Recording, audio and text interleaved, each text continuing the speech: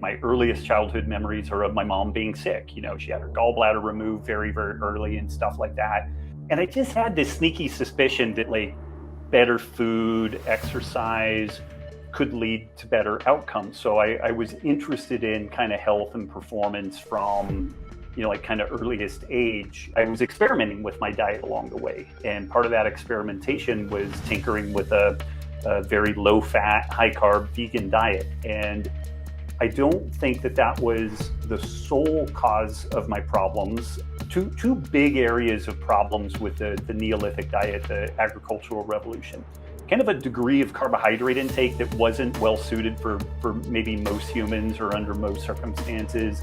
And then an immunological problem that a bunch of these Neolithic novel foods caused GI upset and problems and tended to promote autoimmune conditions.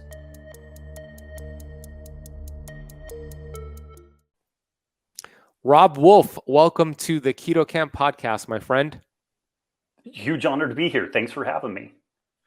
You are somebody I admire very much. Your work has really been a huge inspiration for me. You've got 3 books that I've read and continue to go back to and study. And also, by the way, I don't think you know this, but I used to own a CrossFit gym here in Miami a few years ago. So of course, okay. Everybody in the space is talking about Robb Wolf in the CrossFit space because you kind of brought Paleo to the forefront of CrossFitters and to the world, essentially. So I want to start right here, Robb. Where did you get started with this health journey? And how did that end up writing 3 books that are changing so many lives? Oh, man.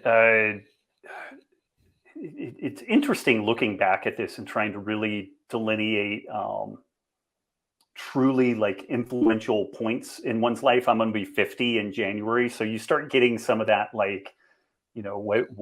led to this and what led to that. And growing up where I did, both of my parents were great people, but, from literally a different era, and both of them smoked, both of them drank. My mom had a lot of health problems from my earliest recollections. My earliest childhood memories are of my mom being sick. She had her gallbladder removed very, very early and stuff like that.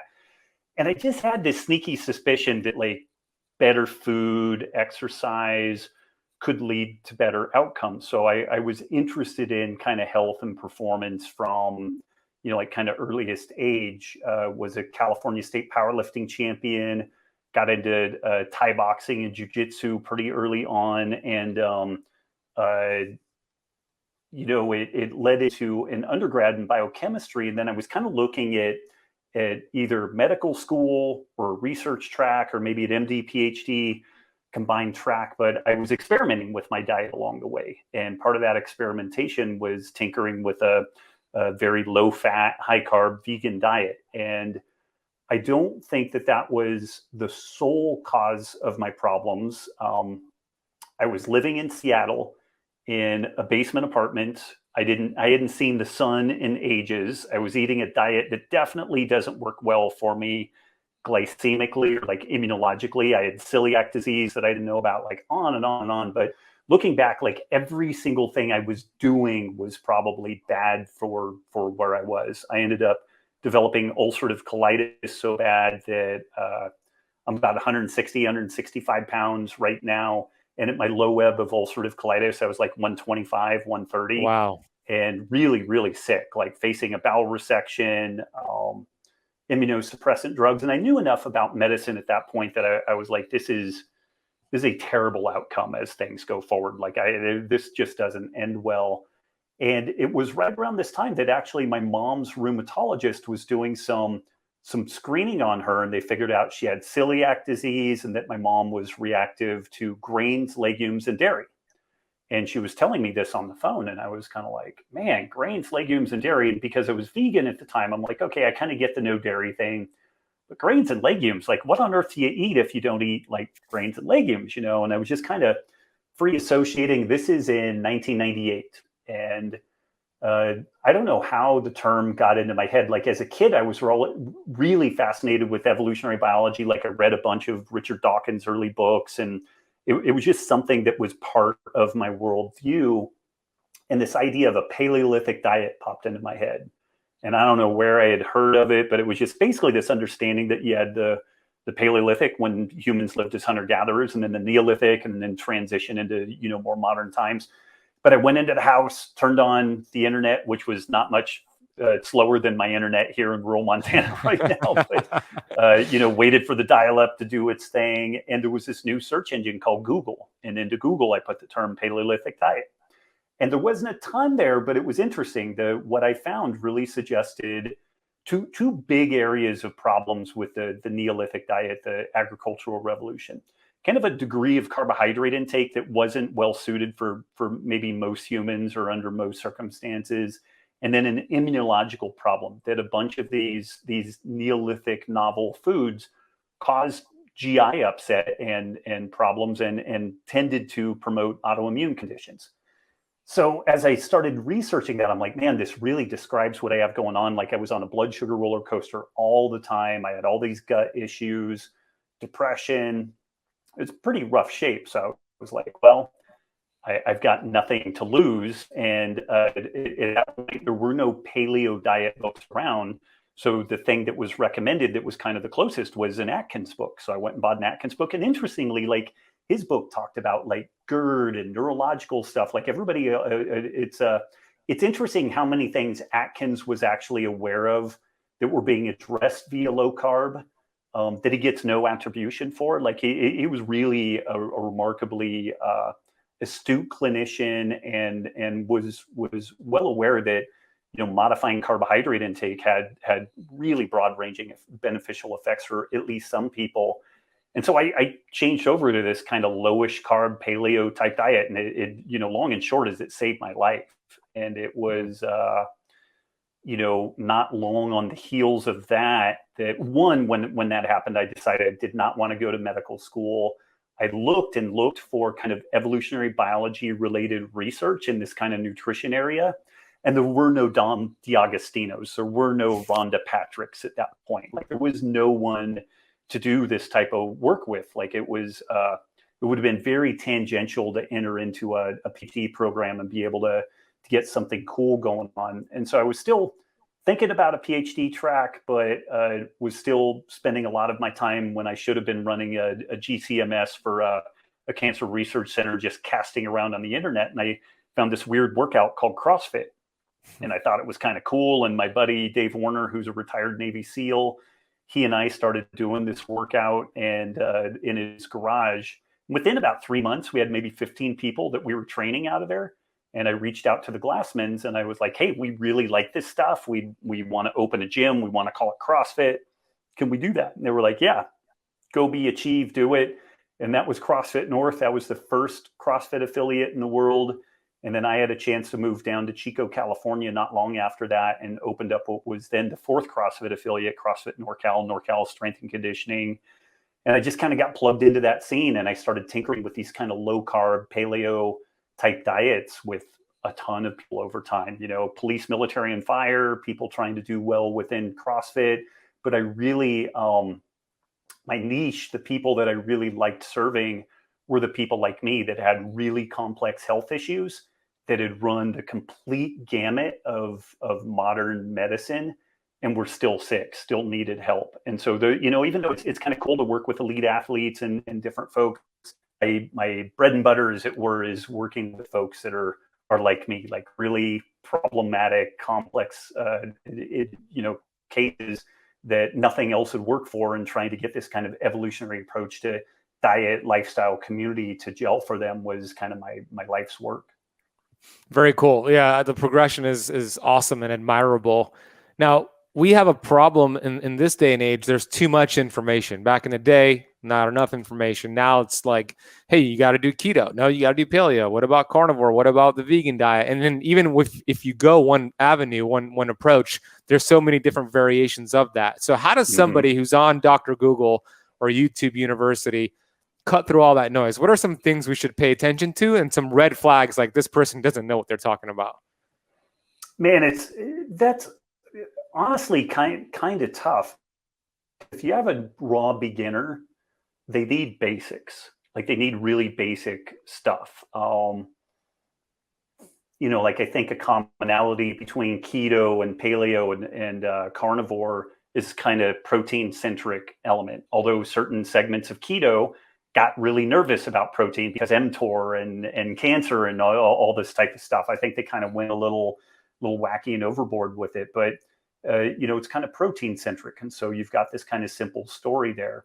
But then as people get in and start doing things, hopefully the 80% prescription works, so like I've got my Wired to Eat book, which is much more nuanced. It provides like 8 different avenues for people to figure out who they are and what they're doing. And it did pretty well, but my Paleo solution book, which offered one solution, do this, do nothing else, was way more successful. And providing nuance to people, I think, confuses them and challenge, and it's challenging in its own right. But what ends up happening is these different camps take these simple heuristics, these simple stories of, just reduce carbohydrate below 30 grams of effective carbs a day and you're gold. That works in a lot of cases, but it doesn't work in all cases. Like there's a lot of nuance there. But if we take something and write it into stone, religious doctrine around it, then we have no ability to customize. So, when you're in that, I guess, kind of big picture information gathering story, maybe it's valuable to look for a variety of people that, this individual serves, that, if they focus on figure competitors that have already been successful in figure competition, but they just want to ratchet them up to another level.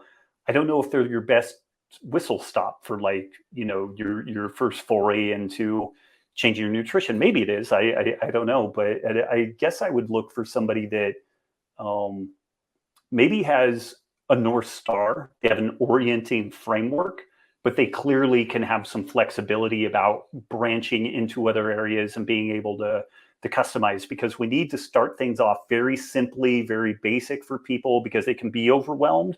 But then we can't let that become the only paradigm that permeates a topic. If somebody gets great resolution of GI issues with carnivore, but then they find that they have much better jujitsu performance with some honey and fruit, and everything else being equal, they're just as healthy, then we can't get wrapped around the axle of like, oh my God, plants are trying to kill me and honey is sugar. It's like the clinical outcome shows us that it's beneficial. So I don't know if that was a good answer, but that's the one. No, it's a great answer, Rob. Yeah. No, protein, the fundamentals, look at the track record and some of their client testimonials, patient testimonials, and see if that fits what you want to accomplish. I think that's great advice. My viewpoint on keto, I've been dogmatic before. Back in 2012, when I was a vegan for a year and a half, I was very dogmatic, telling all my friends, "You're drinking dairy. What are you doing? You're killing yourself. Like you're contributing to the destruction of the planet Earth." And I was just very, very much misinformed, like a lot of people are, which you do a really good job at informing them. So I put myself in this dogmatic box of veganism for a year and a half, and I realized I don't feel great. And that's when I started doing CrossFit, and I was suffering at CrossFit. And if you can imagine, somebody who does CrossFit and somebody who's a vegan, what do they both have in common? They can't stop talking about CrossFit and vegan. Right. It's like the number one rule, right? Tell everybody you do both of those things. So I eventually, at that point, started researching ketosis and intermittent fasting, and it made a lot of sense to me that our ancestors did this, and so did they did a Paleolithic approach. So at that point, I transitioned away, did lab work verified that I was feeling what I was feeling. And then that's when I started tinkering with keto and fasting and even paleo. So here's the reason I'm explaining this. Now I teach keto. My company's Keto Camp. I have a book called Keto Flex. However, I am not one of those dogmatic keto people who think you got to do keto for the rest of your life. I actually think we could take somebody who's a sugar burner, highly inflammatory, teach them to become fat adapted and then keto adapted. And then at that point, they have this metabolic flexibility, and we start flexing in and out of ketosis. So I love that. I also love the carnivore approach. I love the paleo approach. But my point is this: when we start to change the foods that we eat and change our routine, that forces an adaptation, right? Hormesis. And sometimes it's the change that's even more important than what you're changing to. Does that make sense, Rob? Mm-hmm. Yeah. So yeah, I mean, in scientific terms, we call that a delta. It's a difference. And oftentimes achieving a delta is more important than what the previous baseline was, because we just need some degree of adaptation and shifting to really make something meaningful. And I think that this is where like some modern diets are problematic, because we end up with sometimes too much delta, blood sugar near 200 that then crashes, and the brain doesn't like stuff like that, but creating that metabolic flexibility so that those deltas drive adaptation and drive some stress response, but it isn't so profound that it's becoming pathological. Yeah, I'm completely signed up on that. Yeah. I heard you say, I think it was with our friend Dr. Jockers, who love Dr. David Jockers. Keto can be awesome for some people and a train wreck for others. I want to focus on the latter. Like, what are some things you've seen as keto being a train wreck? What do you mean by that? And what are some of the issues you've seen with keto in some people? Yeah.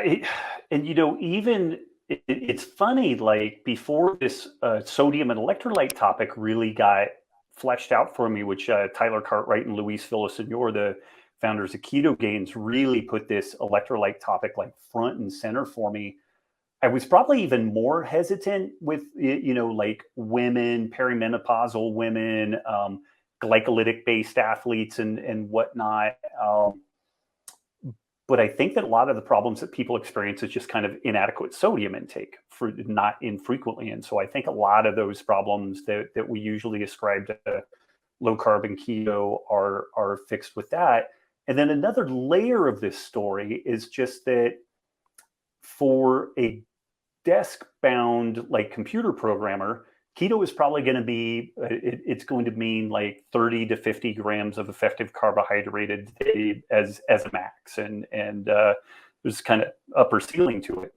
For a hard charging athlete, like a CrossFit Games hopeful or a jiu-jitsu practitioner or something like that, that individual on hard training days may remain ketotic despite eating 200 grams of carbohydrate per day. And so I think that some of that train wreck effect is someone, there's something that I've observed that, and it's interesting, it kind of makes sense. Someone who's pretty fit and active, they will hear a story of someone that loses 150 pounds on keto. And it's like, wow, it's amazing, like life transforming. There's such an amazing transformation. Well, how did you do that? Well, I ate 30 grams of effective carbohydrate a day. I got a gram of, protein per pound of lean body mass. I filled in fat for, the remaining deal, and it was just magic and it was effortless. And then this, say, like CrossFit Games hopeful, they're like, well, I want to be a little bit leaner. And so I'm going to do that. If it worked to lose 150 pounds, clearly it would be a great solution for like leaning out 5 pounds of body fat, but that may not be the case. This person might benefit from, getting that 50, 75, 125 grams of carbs because of the glycolytic nature of what they're doing, but yet they're still ketotic. So I think that those are a lot of the places that people could run afoul of, like looking at a classically formulated ketogenic diet versus a modified Atkins, but both of those are still quite low carb, and then not really extrapolating to what the work output is that they're doing, and realizing that they could still garner all the benefits of keto, but they're eating a degree of carbohydrate intake that may be much higher, but it's because of the volume and the intensity of their training they're doing.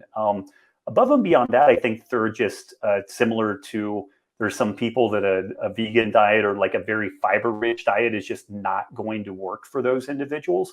I think we have to acknowledge that there's probably some folks out there that like maybe their lipolytic enzymes are just not super robust. Like they just don't they don't produce adequate levels of bile salts to absorb all the fat that they consume and whatnot. Or maybe it just doesn't socially click for them, and so we have to find some sort of a different way to navigate all that. But it's funny. I think being aware of ways to customize keto, including adequate sodium intake, I think addresses a lot of those like keto train wreck kind of scenarios that happen so much out in the interwebs.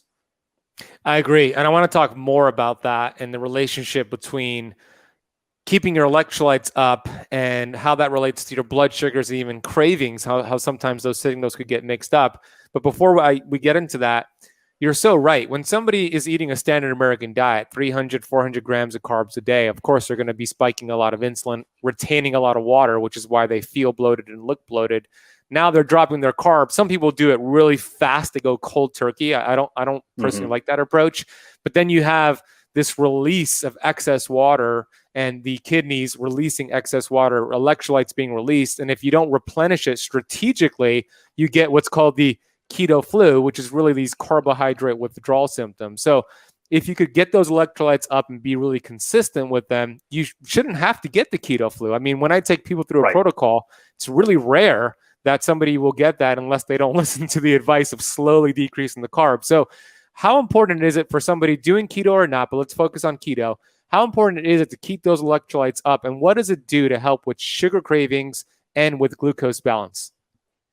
Man, it's really, if one does not want to suffer terribly, then it's kind of a non-negotiable feature to get the electrolytes, in particular the sodium, on point. And if you dig around a little bit in literature, even looking at things like the Zone, which is more of kind of a Mediterranean diet kind of approach, there are people that complain about the lethargy and the fatigue, and you dig a little further and it's like, well, if you make sure to take adequate sodium, then you don't have these problems. And this is something that, Zone diet for me it's recommending, I don't know, 150 grams of carbs, but like 3 to 5x what would be recommended for like a baseline ketogenic diet. But I think any move towards a minimally processed whole food diet, people are going to experience that diuresis. They're going to experience that natriuresis of fasting, where they lose the water, lose the sodium, and they're going to feel like garbage. And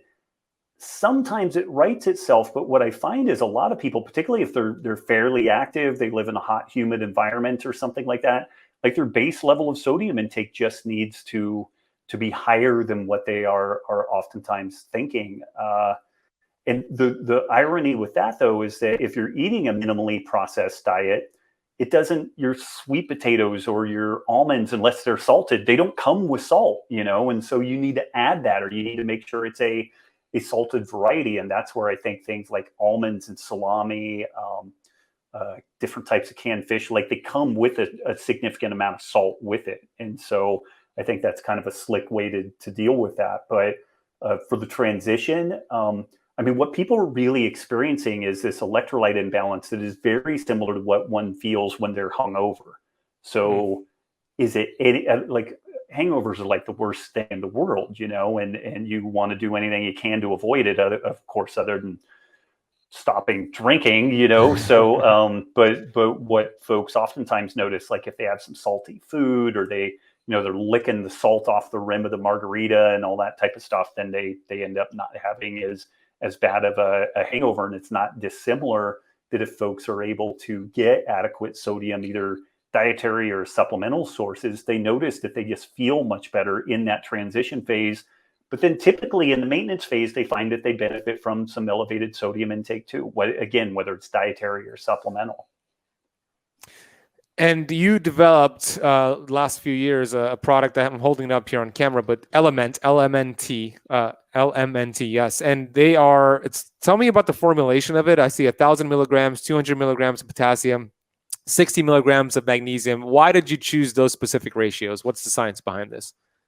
I don't know if it's science, but empirically, we looked at the diet records of about 300 people that were in the Keto Gains community, and they were really diligently logging all of their food, all their, the sodium sources and whatnot. And we recognized that within low carb circles, like if one goes to a dietitian to be put on a ketogenic diet, the dietitian will make sure that the individual gets at least 5 grams of sodium per day, because of this understanding of the natriuresis of fasting. So we knew that 5 grams per day was like a minimum benchmark. We are not negotiating with anything less than that. And so we looked at where people played out. And also we had some potassium levels and some magnesium levels that we wanted to hit. And if people were mainly eating a whole food based, kind of paleo keto type of diet, then they tended to get adequate calcium. So we didn't really need to supplement that. They were a little skinny on magnesium, skinnier still on potassium, and they were really woefully deficient on sodium. And so that ratio really reflects just trying to put a Band-Aid on what we aren't getting from a minimally processed whole food, lower carb diet. And that's really where the formulation came from. Yeah, and they're pretty delicious. I mean, you have different flavors, watermelon. I have this one comes with citrus, raspberry, and orange salt. So you guys did a great job with it. I throw it into my bottle of hydrogen water and I drink it throughout the day. Nice. We're going to put a link for this to get for the keto campers to get this in the podcast notes down below. What about cravings for sugar? If somebody has a sodium deficiency, will that increase their sugar cravings, carb cravings? Yeah, it certainly can. And like cravings in general, and I had forgot to address that, but within, definitely carnivore world, but beyond that, people talk about like the protein leverage hypothesis and how important it is to get adequate protein to drive satiety signals. Woven into that story is this thing called sodium appetite, which is this observation that most organisms seek out sodium sources because those sodium sources usually also go with fairly nutrient dense and also protein dense foods. And so there does seem to be some satiety benefit to achieving adequate sodium because within adequate sodium, we tend to still continue seeking other foods. And there's kind of a double-edged sword to that, though, because the place that people get most sodium in the modern diet is from processed foods. And the sodium added to processed foods arguably enhances palatability and facilitates overeating in that circumstance. So there's kind of an interesting, paradoxical nature to that whole thing. But there is some good research that suggests that people, and just anecdotally, like if folks are trying to do like some time restricted eating, if they do something like, pickle juice or salt water or like LMNT or something like that, that it really seems to mitigate the hunger between meals so that they can stick with that program a lot easier.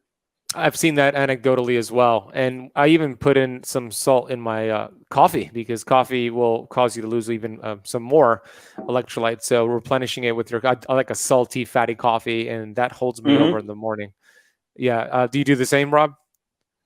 I do. I throw our chocolate salt in some coffee and a little bit of whole cream, and it ends up being like a salty mocha, like a salted, it's not caramel, but like a chocolate salt mocha. And then more recently, I just tinkered with it. I really like black tea, and I started putting the orange or the raspberry in black tea, and I just absolutely love it. So I'll do both of those in more of like a traditional hot beverage kind of scenario, and they're really good.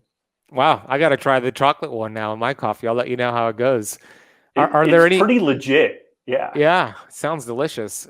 So we spoke about the things that can happen if you have not enough sodium, not enough electrolytes. What if you overdo it with electrolytes? Heart palpitations? I mean, what are some of the things that we might pay attention to for overdoing it with electrolytes? I want to pause this interview real quick and say thank you so much for reaching this point of the interview. If you're getting any value so far, hit the thumbs up button on this video down below. And check out the subscribe button here on the channel. If you're not subscribed to the Keto Camp YouTube channel as of yet, hit the subscribe button, hit the bell so you're notified when we go live, release a brand new video. We do that 2 to 3 times per week.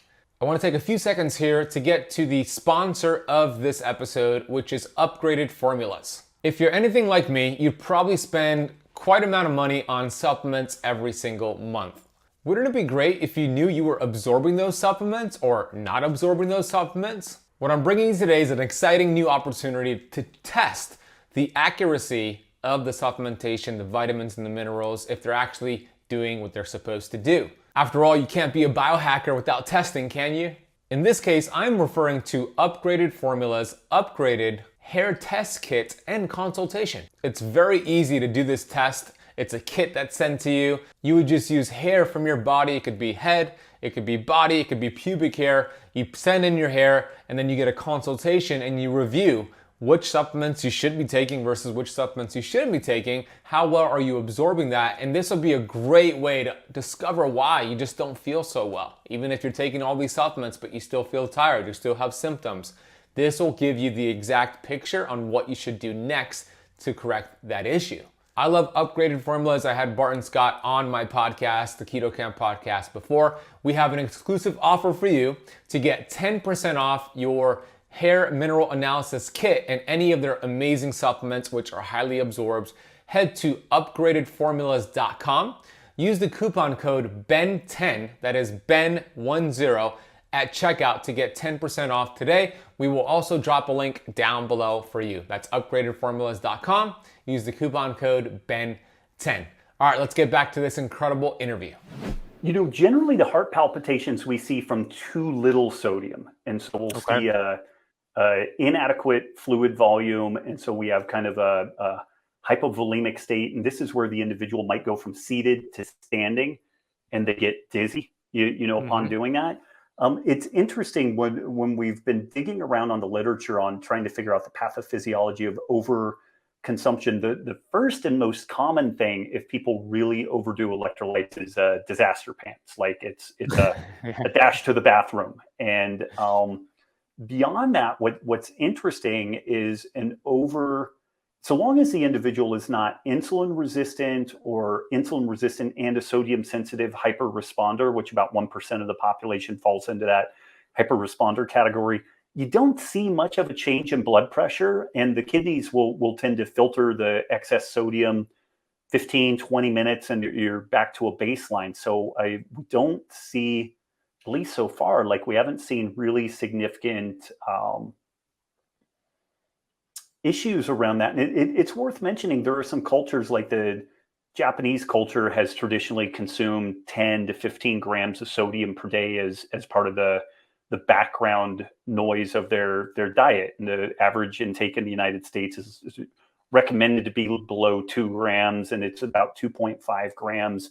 And until the Japanese started really experiencing Western processed foods, their rates of cardiovascular disease, stroke were lower than what we would see here. So again, so long as we don't have a hyperinsulinemic state, an insulin resistant state, I don't think that the sodium ends up being that potentially dangerous element to the overall diet. And then even that said, if we are insulin resistant, low sodium diets don't really help. Like that's been pretty well established. Like it'll bring blood pressure down a couple of points, but it's not all that impressive. Whereas keto reduces blood pressure in most people. Fasting reduces blood pressure in everyone. I mean, there is nobody that doesn't experience really profound, significant reductions in blood pressure from some degree of extended fasting, even out about beyond 24 hours. So I really think that those are all like metabolically driven issues that need to be resolved. And so, if you are insulin resistant and hypertensive, throwing a bunch of sodium on top of that is not going to help things. But it's also not really restricting sodium significantly is not really the spot that you're going to fix things either. Well said. How do you know, what test do you do to find out if you're a hyper responder? Is it like a genetic test, a DNA test? You could do that, but I mean, really, you are the person with maybe you're on the young side, but you have really significantly elevated blood pressure. Like that, hypertension, blood pressure is really going to be the thing that alerts you to that. Yeah. Okay. I want to get into your last two books, Wired to Eat and Sacred Cow. So let's start with Wired to Eat. Fantastic book. And I've seen you give some really great lectures on it. And I remember you giving a lecture, I think it was at Paleo FX, possibly, about the Dorito roulette, how the chips and how, like, share that story and how they masterfully, these scientists crafted that chip to make it hyper palatable. Yeah, so there's this new product called the Dorito roulette, and basically what happens in this bag, all of the Doritos are hot, but they vary in heat. Like some of them are mildly hot, some of them medium, and then one random chip here and there, it like burn your face off hot, like super, super hot. And when I was looking at that, I was like, oh my God, like these guys really understand like palate fatigue and novelty at this super high level. And so I wrote I dug around, and it was who owns Doritos? Might be Nabisco. I forget who it was, but I found like a customer service email and I wrote in. I really didn't expect to get a ping back, but I'm like, hey, I'm a food researcher, and I was just kind of wondering, what is the frequency of the super hot chip relative to the other chips? Like, is it a little bit of this kind of power law thing? And again, didn't expect any feedback from this at all, or any response. Got a response, and the gal was super nice. She's like, hey, first, the folks in the lab are huge fans of your work. And I was like, oh shit, like the evil empire might be like using my material to get some insight into this stuff. And they were so tickled that you had figured out that there was a power law distribution around these chips. And so with power laws are these inverse exponentials, and the infrequent but highly intense experience, whether it's exercise or drug use or food, is very, very addictive. Like it entrains kind of an addictive kind of process. And so the way that you would experience this bag, there's an anticipation. They taste really good. When you start eating hot food, you just want to eat more of the hot food. Well, the way that this breaks up, it's like one's kind of marginally like, that was okay, but man, I wonder what the next one is.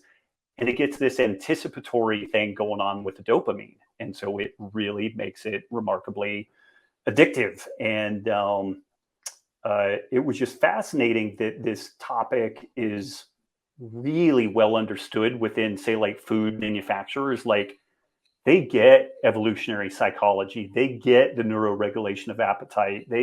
None of this stuff is controversial within these circles. Like they seem to be really well steeped in it. But if you went to 99 dietitians out of 100, 99 physicians out of 100 and mentioned this stuff, they would look at you like you had six heads, or like neuroregulation of appetite. Like, what is that? Just, eat less, move more, and it's done. And not considering that like millions of dollars and all this research has gone, and not just the research, but using the evolutionary biology framework to be able to ask the right questions. How do we get people to eat more food from an evolutionary framework? Well, we need some sort of randomness of exposure.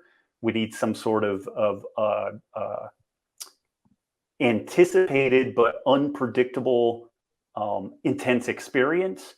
And like you plug all these things in there, and then you spin up some different batches and see which one people eat the most of in 30 minutes, and you've got a blockbuster there. So that stuff like that is just really powerful to me, and it kind of cuts through the dietary wars in a lot of ways. Like I think all else being equal, so long as people eat adequate protein, they can usually figure out a higher or lower carb way of managing things. People like me, I just seem to have better appetite control with lower carb. I hit a threshold above which I just get really hungry, and more consistently hungry with higher carb. But this palate fatigue and recognition of the neuroregulation of appetite, I think it just kind of, it's not so much about low carb. It's not so much about high carb. There is individual distinctions in that, but I think it recognizes that protein is highly satiating. Different people will respond differently to the remaining macronutrients, and we just have to cater things to work for folks under those circumstances.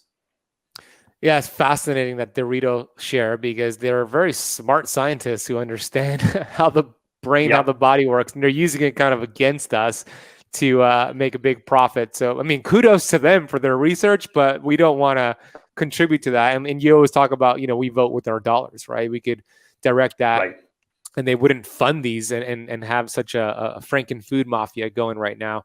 I like that you talked about focusing on protein. It's something I'm big on. Even doing keto, the gluconeogenesis is not something that we're afraid of here at Keto Camp. But you had mentioned that the variability of glucose response from carbohydrates, it's so variable. And you've done some experiments, and you've noticed some different things. And you also have like a 7-day carb test to kind of see what is going on with carbohydrates. So can you explain some of the tests you've done on yourself and your wife, and then that 7-day carb test? Yeah, and all of this came out of research that came from the the Weizmann Institute in Israel. And these folks did a fascinating study where they had 1,000 people where they did a full genetic screen, gut microbiome. They put a CGM on these folks. They did all the lipidology and everything. And then they started feeding these people different meals and also specific carbohydrates. And what they found is that the glycemic response was all over the map. Like one person would eat white bread and it looked like they consumed water, like their blood glucose didn't change at all. And then a different person would eat white bread and it would spike to 190. And, somebody else would eat a banana and have very little change. Another person, the banana caused a huge change. So it suggested that there were some gut microbiome changes and genetic issues that all came together that would modify like the individual glycemic response that people had. And by and large, what they figured out is if people kept their glycemic load within certain parameters, if the blood sugar didn't spike too high and then crash too low, that people did pretty good on whatever it was that they were doing. And so this was kind of an interesting way of testing people. And if their body did terribly with carbs in general, or like some specific carbs in particular, and then you as a coach are getting ready to recommend what they're going to embark on, it's like, I think kind of a low carb diet is what's going to work. And if they're freaking out about it, it's like, well, here's what your response is. And this is why you're hungry all the time. And, so it decoupled the shitty news from the coach. It's kind of like, hey, this is your body. It's I didn't do this. You did it, and we're working together. So here's what we're going to do. And if we get you more metabolically flexible, maybe we can roll this stuff back in. Or maybe instead of a full serving of white rice, you do a quarter of a serving of white rice. And some mitigating strategies like that. And my wife and I, we did some side by side comparison. She's a good 30 pounds lighter than I am, but we would both eat 50 grams of carbs from white rice. And because she's so much lighter than I am, you would assume her blood sugar would be higher, but hers would peak at like 115 and then go back down really, easy up, easy down. Mine would go to 190 and then would crater, and I'd feel horrible on the up and horrible on the down. And it just kind of reconfirmed that for me, like, other than really targeted periods, carbs aren't a great option for me. I have to be really smart and kind of mindful about the timing and the types and, all that. And it's been a really valuable tool, mainly for coaches. Like when people are working with other people, they find that this is an amazing screening technique, particularly on the beginning, but then it's kind of cool also. You get people lifting weights, they're doing some intervals, they just get more leaned out and hopefully more metabolically flexible. And then you go back and retest those carbs. And oftentimes they're markedly better. And then folks can kind of figure out, I can 3 days a week, I'll sneak in a little bit of rice here and there and stuff like that. And they've got a lot more latitude with what they're doing in that way. And it's very, it's empirical. It's right in front of them. They can see what the results are. Do you recommend testing the glucose with a CGM, or is a finger prick going to be good enough? CGM is going to be better, really, or the finger prick is going to be better because the CGM gives trends, but it's not great on like pinpoint moments. So you might be able to pull out what you want with the CGM, but I really think a finger prick is going to be more valuable, and you would do a fasted baseline, right before eating, 1 hour, 2 hours, and that usually gives you some pretty good feedback on. So you would do, just to give the audience like some practical steps, you would have a finger prick machine. A lot of my audience have like Keto Mojo. You would have a meal. Mm-hmm. You would test your glucose before you have that meal. Let's see what your fasting glucose is. Let's say it's 85. Great. You'd have your meal. And then 1 hour postprandial, you'd test your glucose again. And ideally, we want to see that not go above 120, which is a good response. Yep. And if you see it above like 140, then something in that meal is not agreeing with your physiology at that moment. Is that a good way to test? Yeah. Okay. Yeah. Cool. That's good. If folks poke around the interwebs, they just go Robb Wolf 7-day carb test. I have a free how-to out there somewhere. I think it's on my website, but folks can track that down, and it walks you through exactly how to do it. We'll put that in the show notes. We have Rachel. We'll put it together for you. Last thing we want to talk about before we wrap up the conversation.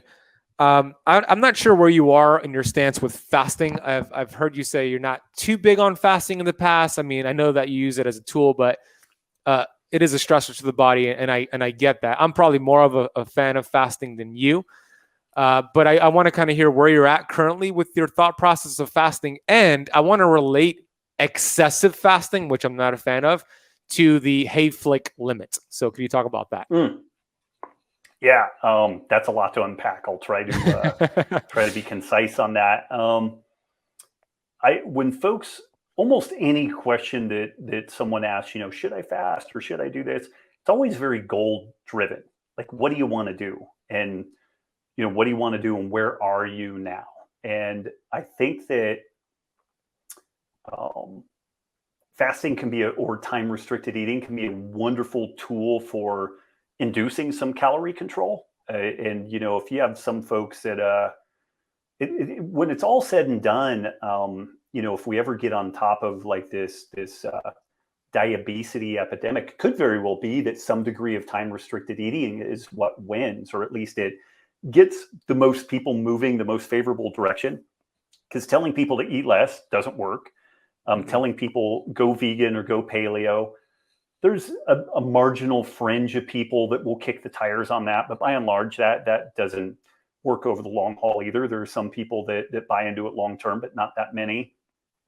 There are a lot of people that if you tell them, hey, eat whatever you want, but eat between 10 a.m. and 5 p.m. They're like, I can do that. I can totally do that, And then as they start getting a little healthier, like, hey, in that period of time, cut out all liquid sugars. If you have a soda, make sure it's a diet soda. Don't have juice. And oh, by the way, try to have protein at every one of your meals. And if we got 99% of people doing that, like we wouldn't be in this. I think that we would basically turn the boat on the diabetes epidemic kind of thing. So I think that something like that is really valuable. The bulk of the people, though, that I see doing fasting, they're already in this kind of keto space. They might be in the CrossFit scene, and folks are already lean. They're already pretty healthy. And I think that there's a thought that fasting above and beyond what the health benefits are from being lean and lifting weights and doing some cardio and all that, that there's some magic waiting on the backside of that. And I'm just not convinced that there is. I think, again, it can be a great tool for calorie control. But when I really started digging into this topic, there aren't a lot of studies on this, but the bulk of the studies that look at calorie restriction and fasting and its purported benefits in animals, these animals are uniformly obese when fed a standard lab chow diet. Even when they try to calorie control these animals are metabolically sick. They have super high rates of cancer. They develop diabetes. Like they're overweight. They are a westernized human version of what a natural mouse would be. There have been a very few studies that look at animals fed a species appropriate diet and what happens with them, and they live a very long life. They end up looking like calorie restriction benefits because they're in not a natural environment where they're predated and all that. So they end up living really quite long and well. And then the control side of that is species appropriate diet that calorie restricted, similar to what they do with lab food, and these animals die younger. And so that's been kind of an interesting thing that I've noodled on. And I think that so much of the data around fasting, so much of the data around calorie restriction, we all know that somebody who exercises and eats in a way that they can be lean and strong and healthy, they are shockingly healthier than an obese, sedentary individual, right? I think that may be all that we're seeing in this story, is that we're taking a critter that's eating a suboptimal diet, we're limiting its access to that suboptimal diet, and then we're comparing it to either eating too much of a poor diet or lesser of a poor diet. And I think that may be like the total story with this. And then the extension from that is, the question around the Hayflick limit, which people get really excited around things, autophagy and protein turnover and apoptosis, and all of that is important. We need that stuff. And in a chronically overfed individual, we have too little of it. But I'm not sold that a lean, healthy individual that's exercising, getting sun on their skin, which aren't many of those people, I acknowledge that. But, within your and my circle, there's a lot of people like that. But once you get pretty lean, once you get pretty healthy, I'm not sure that there's all that much additional upside to be had with extended fasting. And that, maybe that's 24 hours, maybe that's 72 hours. Maybe that's once a month. Maybe that's once a quarter. I'm not really too sure on that. But there is this thing lurking out there called the Hayflick limit, which is this recognition that eukaryotic cells tend to divide about 50 times. And at that, each time they divide, they lose a little bit of the telomere, the kind of ends of the chromosomes that keep the DNA wound together. And once those telomeres are gone, the cells tend to die. And we want senescent cells, which are cells that are becoming abnormal. We don't want them to hang around super long and have a ton of them because they can be pro-inflammatory. But there's also a reality that cells, senescence is not a binary thing, either yes or no. There are cells that have to become quasi-senescent within our immune system to actually do things like recognizing cancer. And if we don't have those cells in that quasi-senescent state, then we don't get proper clearance of cancer. We don't recognize cancer.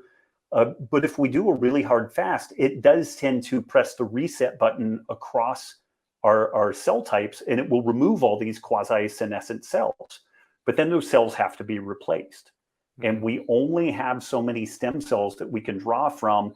And I was working my way through a paper that suggested that the Hayflick limit may not be accurate, completely accurate in like a living organism, that you may get more cellular replication than like the 50 cycles, and I'm still trying to wrap my head around this thing. But there is still a reality that telomerase is a thing. We lose telomeres. There's a trade-off between leaving cells around too long so that they become cancerous or senescent versus burning through them all. And what another thing that isn't discussed in the fasting circles is that animals that are exposed to really aggressive fasting serially, they tend to die young. And what they die from is total systemic, like multi-organ failure, because they have depleted their stem cell pool. Like they've burned through all of the stem cells because they've driven autophagy and this cellular turnover at such a high clip that there's nothing left. And that's part of my concern around like a really aggressive fasting protocol. And what is aggressive, I'm not totally sure. Yeah. But I'm also just not sure how much, additional upside there is. Like if somebody was asking, should I add an additional day of fasting per week? I would ask, are you already doing 3 or 4 days a week of strength training and some cardio, and some neurologically enriching things like learning music or a language or jiu-jitsu or something like that. Like all of those things I feel like are so much more guaranteed to provide benefit, not the least of which is, people do a lot of the fasting and with the thought that they're going to avoid cancer, they're going to avoid neurodegenerative disease. All of that is totally speculative. Like we really don't know if that's helpful. And again, we're comparing like an overfed scenario versus, just an adequately fed scenario. But every single human being is going to face sarcopenia as they age. After the age of about 30, 35, there's a very predictable downward trend in muscle mass, power generation, and adequate protein intake plus adequate training, resistance training and some cardiovascular training really flattens that curve out. Like we still decline with age, but a 90-year-old individual who strength trains can be as physically fit as a 50-year-old who is sedentary. And I mean, it's pretty remarkable, So I don't know if that answered everything or answered more than you wanted, but that's kind of the big picture, story of how I'm looking at this stuff at this point. At the beginning of 2020, I had a talk that I only got to do at Metabolic Health Summit, and it's called Longevity, Are We Trying Too Hard? And I really unpacked all that stuff. But I I need to just put it up so that people can check it out, because I don't know if I'm ever going on the road again and doing public speaking gigs at this point. So I do think it's valuable information for people to at least kick the tires on and think about. Yeah, it was a great lecture. I watched it, and that's where I came up with the question to ask you. So I do think you should put it online. No, it's a great answer. It's important to have the discussion, because fasting could be great. I think if you use it the right way, it'll create hormesis. It'll create a positive stress. But then too much of a good thing ends up being a bad thing. And you got to find out where you're at. What are your goals? Like you said, Rob, it's very important. I always talk about how I love autophagy, but we don't want too much autophagy. There's a healthy balance in those two pathways, mTOR, autophagy. And if you could find that sweet spot, stay in that hormetic zone, I think that's where the magic lies. But it's not as simple as saying, yeah, you should do a 24-hour fast, or you should do a 36-hour fast. Everybody needs to kind of find that hormetic zone, and that's what you're talking about. It's hard though, Rob, because they'll watch a 2-minute clip of my videos and they're like, what about this? What about that? And it's hard to kind of tackle all the nuances in a general video. That's why when we have conversations like this and your books, we go a little bit deeper. So I could appreciate the answer, and it was a great answer. Awesome. Where's the best place to get your books, and where else can the audience go check you out? Man, robbwolf.com is where you can find most of what I'm up to. I do a lot of writing for LMNT over at drinkelement.com. So like we have a very robust blog presence over there, and we talk about fasting and hormesis and this type of stuff over there. So there's some solid resources lurking. Awesome. We'll put your social media down below in the notes. We'll put your website. We'll put the LMNT website down there. Thank you, Rob, for being a pioneer in the space and for your dedication to humanity. We didn't even get into your last Sacred Cow book, but you're doing a lot of great work to bring light to people and help them understand, hey, it's not what you think. It's not what the mainstream media is telling you. It's actually the complete opposite. So thank you for being a truth teller. Thank you for doing your research. I look forward to doing another conversation with you in the future. So I want to say thank you. I had a great time today. A huge honor. And anytime you want me to bring down property values, I will come back on the show. So you just let me know.